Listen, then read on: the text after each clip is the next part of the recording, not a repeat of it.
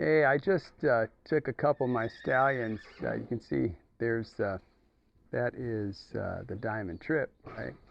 And this is Ed's Majestic Stranger. I call him Doc. And what's interesting is uh, even though I think there's about 16 feet here between them, they will kind of sort of eyeball each other and kind of challenge each other, kind of get it's interesting to see, their their natural behavior, because uh, they're always trying to look to get a family going, and how and so in that is fighting and whatnot, and that's how they do that. So they combat, and then they'll go and try to round up some mares. You can see here he comes running. I don't know if you could see him. He just had his ears all pinned and came running over to me. To I don't know. He thought Trip was doing something, which he really isn't. I'm going to switch the camera so I can show you. So there's Doc. We just cleaned out this. This is a sacrifice area. That's what they call them, or a dry lot, or whatever. We put down. See, he's looking over there. There's a mare right next to him. That's his buddy, and he's just checking each one of these stalls to see who's there, or whatever. You can kind of see he's pinning his ears periodically and stuff like this. Um, it's sometimes I know he'll just settle down because I've done this with him before. But some of the studs, they have a real hard time settling down. If there's, oh, I don't know, you really have to put someone in with them, But I just put him in here for some exercise and stretch his legs and whatnot. The gravel here, this gravel, that's just your basic dense grade, driveway gravel kind of stuff. I've been reading about it, and I've been doing it now for a couple years, around in the pastures, like wherever if they have an area that is really worn out, like a trail, I'll put this stuff, or something like heavily worn, and it's supposed to be really good for their hooves. And since we ride barefoot and don't really shoe the horses or anything, it's important that I get them to where they're pretty darn tough. And then we also, here, I'll look at the other one here. We also, here's Trip. Hey, buddy. Say hi, bud. This guy's such a sweet horse. He's a good boy. Oh, he's backing away. Hey, bud, it's okay. He's afraid of the camera. Uh, he's got those pretty powder blue eyes. But, yeah, this will help their hooves toughen up, and which they already are. But the other thing too is we don't feed any sweet feeds or concentrated feeds like that. The only thing we do is they call it a grass advantage pellet that is used to balance out what may be missing in the pasture or in your hay. It has multivitamins and some minerals and stuff like that.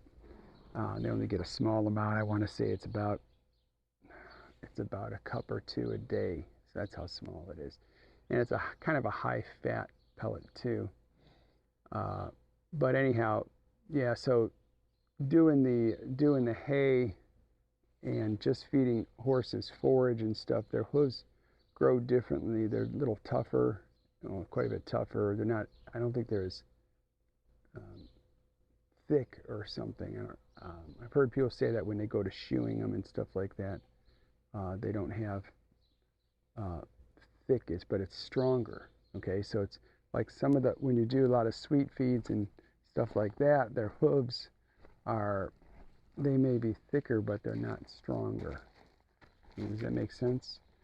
And hey, buddy, how you doing? He's such a good boy. And a lot of times the older studs like this, he's just a little bit older, and well, he's probably twice Doc's age.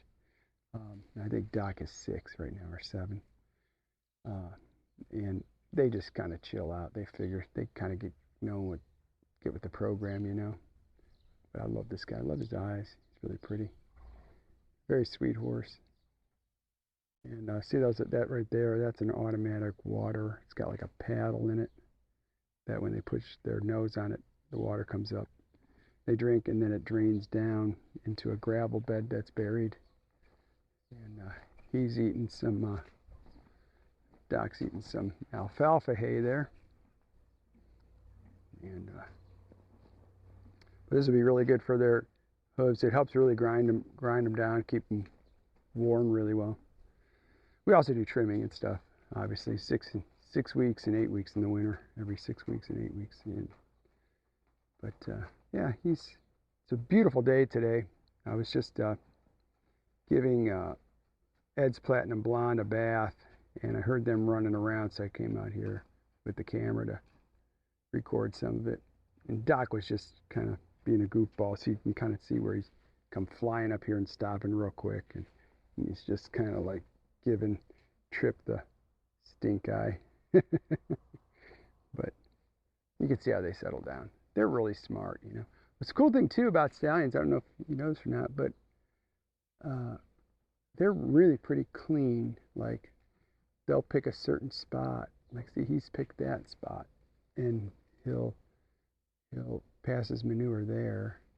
And over here, you see, Trip did that too. See, he's picked a spot. See, his is right there. And so they don't just go everywhere. They kind of mark their territory, which is kind of neat.